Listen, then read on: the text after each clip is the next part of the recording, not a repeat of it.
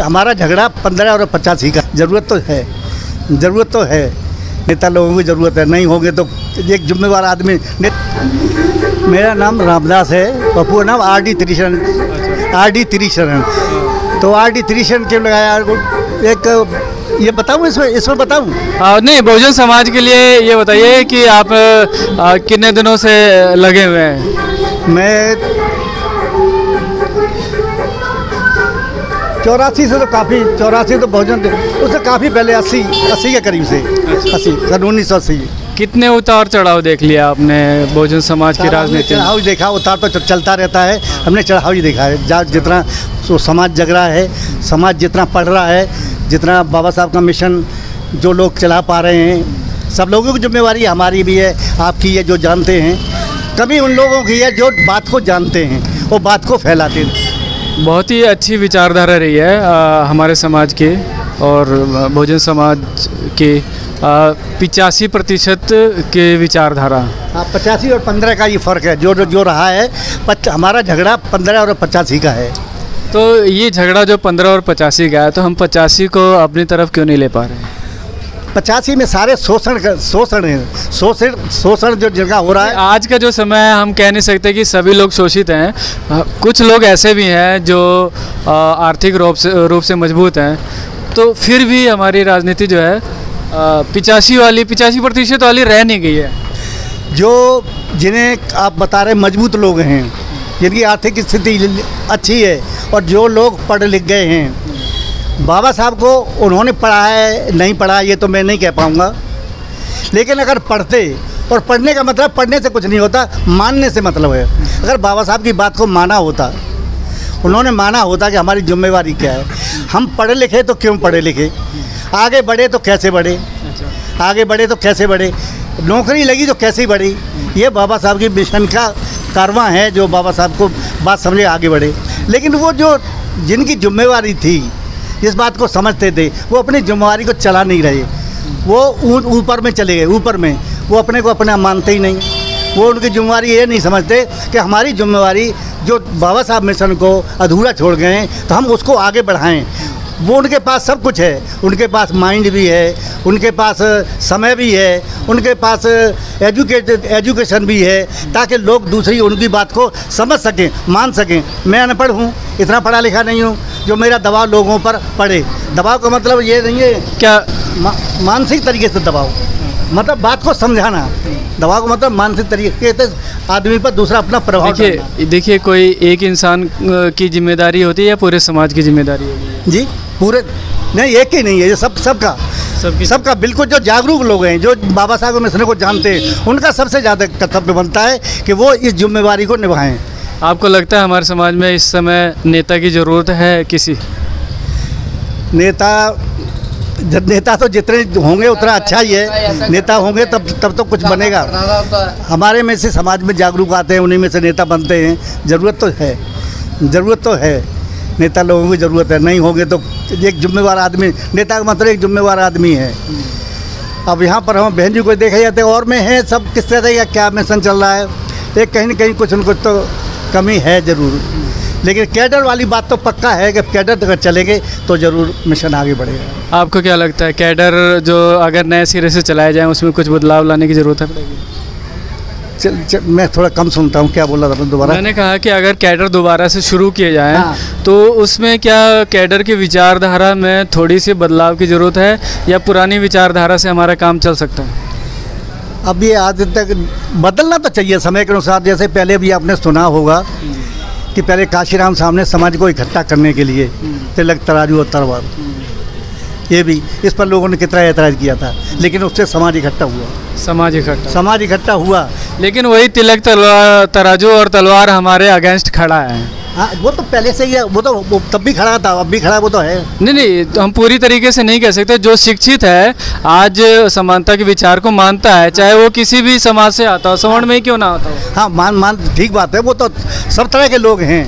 लेकिन जो कट्टर विचारधारा है, जो भेदभाव वाली बात है, वो कट्टर है, वही ज़्यादातर फैलाते हैं समाज में, वही कुछ न कुछ जिनके अंदर कट्टरता रहेगी वही विचारधारा को ज़्यादा तोड़ते हैं, प्रोपेगेंडा वही फैलाते हैं ज़्यादातर। अच्छा। तो हमारे कुछ बदलाव समय के अनुसार सब बदलता है, प्रकृति का नियम है ये, तो प्रकृति का नियम है, आदमी को समाज के साथ समय के साथ बदलना जरूरी है। बीएसपी की राजनीति की जिम्मेदारी जो आज की जो वोट प्रतिशत के हिसाब से लिया जाए तो किसे उठानी चाहिए? बहन जी को उठानी चाहिए या कार्यकर्ता को उठाना चाहिए या फिर जो वोटर हैं उनके ऊपर में इसकी जिम्मेदारी आती है? ये जिम्मेदारी तो बहन जी तो जो कर रही हैं वो कर रही हैं, ज़्यादातर हम लोग रहे उनकी जिम्मेदारी ज़्यादा बनती है, क्योंकि हम ही लोग जगाएंगे, वो तो बहन वो तो एक जगह आके कहीं आएंगे, अभी लोग आएंगे, नेता आएंगे, बहत्तर लोग चले जाएंगे। तो ऐसा कह सकते हैं कि मतलब कार्यकर्ताओं की जो पदाधिकारियों की है उनकी कमी है? मैं ऐसा ही मानता हूँ, मैं ऐसा ही मानता हूँ, शुरू से मेरा यही रहा है, मेरा शुरू रहा है। मैं यहाँ पर लोग हैं कलेक्शन करने जाते हैं तो कहते मिलते ही नहीं, यहाँ दे जाओ पैसे, और मेरा मानना बिल्कुल नहीं है। मेरा मानना है 5 आदमी है, 5 आदमी दरवाजे पर जाओ तो वो आदमी देखेगा 5 आदमी आए, उसे कुछ शर्म लगेगी, पैसा जरूर देगा, बिठाएगा चाय पानी, उसके घर पर जाके पूछेंगे भैया आपके हालात कैसे हैं, घर में परिवार ठीक है या नहीं ठीक है। अगर आप रोज़ मिलते रहेंगे या हम 8वें दिन संडे को मिलेंगे तो आप नहीं आए उस दिन तो ज़रूर पूछेंगे भाई साहब जो थे वो क्या बात हुई, क्यों नहीं आई। तो कोई जो पड़ोसी या जानकार होगा भाई उनको बुखार आ गया, वो कहीं चले गए, उनकी तबीयत ठीक नहीं है, तो हमारा कर्तव्य क्या बनता है भाई चलो उनको जाके दिखाते हैं। जब ये तो हमारा मिलना जुलना होगा, हमारे लोग ये नहीं कर पाते, ये बहुत ज़रूरी करना है। आज मैं देखता हूँ मस्जिद के लोग आते हैं, इतने आते हैं कि अभी नमाज होगी और नमाज के बाद में कुछ 5-4 आदमी धर कर जाते हैं, भाई नमाज को क्यों नहीं आते, नमाज को क्यों नहीं आते। जब रोज़ की कहानी, कितना पुराना ये समाज है, कितना लेकर आदमी जगा रहे हैं, हमारे वो लोग नहीं कर पा रहे, नहीं कर रहे। मैं ऐसा ही मानता हूँ, मैं जो देखा है मैंने वो मैं बता रहा हूँ। कार्यकर्ताओं के लिए क्या सलाह देंगे कि कार्यकर्ताओं के अंदर क्या कमी रहेगी, उन्हें क्या बदलाव करना चाहिए? और सबसे ज़्यादा तो यही है, बाबा साहब के मिशन को पढ़ें, काशीराम से पढ़ें, जो उन्होंने जागरूक किया है उसको लागू करें। कि काशी साहब ये कहा करते थे कि बाबा साहब ने ये कहा है, हम लोग स्टेज पर बोलते हैं कि बाबा साहब ने ये कहा है, बाबा साहब ने ये कहा है, तो ये बात कब तक कहते रहोगे कि बाबा साहब ने ये कहा है, बाबा साहब ने, अरे करने का समय है, इसे करो, करने का समय वो ये इसे करो, ये करो, कब करोगे? वो करना उन्होंने शुरू किया और परिवर्तन आया और ऐसा हुआ। तो वो आरक्षण का जिस हिसाब से विरोध हो रहा है, क्या हमारे समाज के लोगों को अब निजी व्यवसाय की तरफ जाने के लिए कुछ विरोध हो रहा है? वो ठीक है, बाबा साहब ने 10 साल के लिए मांगा, बाबा साहब ने कौन 50 साल है या आजीवन के, बाबा साहब ने 10 साल मांगे थे, लेकिन उन्होंने 10 साल कहाँ दिए। कांग्रेस ने वो काम किया जो लागू होना चाहिए था, आरक्षण 100% लागू होना चाहिए था। 10 साल में बाबा साहब को ये मालूम था कि हमारे कारवां या हमारे लोग कितने आगे बढ़ जाएंगे, कितना हो जाएगा। 10 साल बाद बंद कर दिए इन्होंने, ये मतलब वो नहीं किया और वोटों के हिसाब से वो बढ़ाते रहे। जैसे चाहिए रोटी के टुकड़े को देते रहे, करते रहे, वैसे करते बढ़ाते रहे। लेकिन ये करने के बाद खास बात तो आरक्षण लागू क्यों किया गया, लागू क्यों किया, आरक्षण क्या चीज़ है, क्यों लागू किया? लागू इसलिए किया गया कि समाज में जो विषमता फैली हुई है, जो विषमता फैली है उसको दूर करने के लिए आरक्षण किया गया। आरक्षण आज ख़त्म कर दिए, किसी को कोई ऐतराज़ नहीं, पहले जातियाँ ख़त्म करिए, पहले जाति ख़त्म होगी, आरक्षण बाद में ख़त्म होगा। बाबा साहब ने ये कहा था, पहले जातियाँ ख़त्म करो, आरक्षण खत्म। आरक्षण के माध्यम से तो ये जाति बनी थी, ये जो ख़त्म करने की बात थी। आरक्षण लागू इसी वजह से हुआ था कि लोगों का शोषण होता है और इस पर ऐसा ना बोलो, वैसा ना बोलो, तो उस पर लागू किया गया था, कोई आदमी उस पर दंडित किया जाए, तो तभी तो हुआ था। तो जातिवाद ख़त्म कर दो, आज आरक्षण ख़त्म कर दो, कोई ऐसी बात नहीं, कोई दिक्कत नहीं है। लेकिन वो उसे नहीं करना चाहिए, ऊँच नीच भेदभाव। ये मंजिल है, 4 मंजिल बिल्डिंग है, 4 मंजिल बिल्डिंग है, ऊपर ब्राह्मण क्षत्रिय वैश्य शूद्र, नीचे बेस है जिसे हम नींव कहते हैं। किसी समाज की नींव मजबूत होगी, समाज कह लो, बिल्डिंग कुछ भी कह लो, तो ये भी मजबूत होंगे। जब ये कमज़ोर होगी तो बिल्डिंग कमज़ोर रहेगी। हम मजबूत हैं, लेकिन होता क्या है, सारा दबाव तीनों का हमारे ऊपर पड़ रहा है, तीनों का दबाव हमारे ऊपर पड़ रहा है। वो क्या करे, वो फंसी जा रही, टूटी जा रही है, धसकी जा रही है, मर रहे हैं। तो सबसे ज़्यादा दर्द न तो इसे हो रहा है दूसरे को, न तीसरे को, सबसे दर्द हो रहा है ऊपर वाले को। क्योंकि जब ये खिसक रहे हैं, बहुजन समाज बनाया तो ये खिसकना शुरू किया, बीएसपी बनी। जब ये खिसकना हुआ तो जब ये खिसकेगी, जब उसकी नींव ही जब खिसक जाएगी तो बिल्डिंग टिकेगी कैसे? तो सबसे दर्द हो रहा है ऊपर वालों को, क्योंकि जब गिरेगी तो दर्द इसको ज़्यादा हो रहा है, फिर दूसरे को, तीसरे को। हम हैं कहाँ? ये शोषण करता तीन ही तो हैं, ब्राह्मण क्षत्रिय वैश्य, किसी को हिंदू कह लीजिए, बाकी कहाँ है? हिंदू कहाँ है? हिंदू है तो कौन से हैं? हिंदू की परिभाषा क्या है? आपको क्या लगता है, अगर हमारे दलित या पिछड़ी जाति का अगर प्रधानमंत्री अगर बनाना हो और अपनी विचारधारा का हो तो कितना समय लग जाएगा, और उसके लिए क्या क्या बलिदान या जो भी है बदलाव जो भी हो क्या करना पड़ेगा? सर इतनी अग्रसर तो इतना क्यों, पढ़ा लिखा मैं इतना नहीं हूँ, इतनी मेरी दूरदृष्टि नहीं है जो ये मैं बता पाऊँ।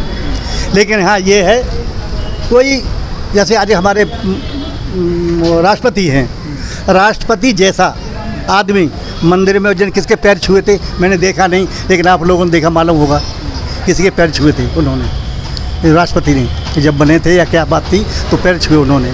तो राष्ट्रपति हो करके ऐसा दलित बनाने से प्रधानमंत्री बन जाएगा तो भी कोई कुछ नहीं होगा, कोई फ़ायदा नहीं होगा। वो बाबा साहब के मिशन को जानता हो। बात विचारधारा की है, विचारधारा की है, और वो भी बीच का विचारधारा, फर्रुखाबाद, आगरा, एटा, बुलंदशहर, अलीगढ़, गाज़ियाबाद, ये मेरठ, ऐसे बीच के लोग का अगर प्रधानमंत्री बनेगा तो देश में पदपद 100% होगा। अगर बन गया कहीं उत्तराखंड बन गया, अरे वैसे बन गया जहाँ पहले से ही सोचते हैं, तो उनमें फिर जागरूक कहाँ है? वो पहले से ही मन मरा हुआ है, उनमें जागरूक का मतलब नहीं है।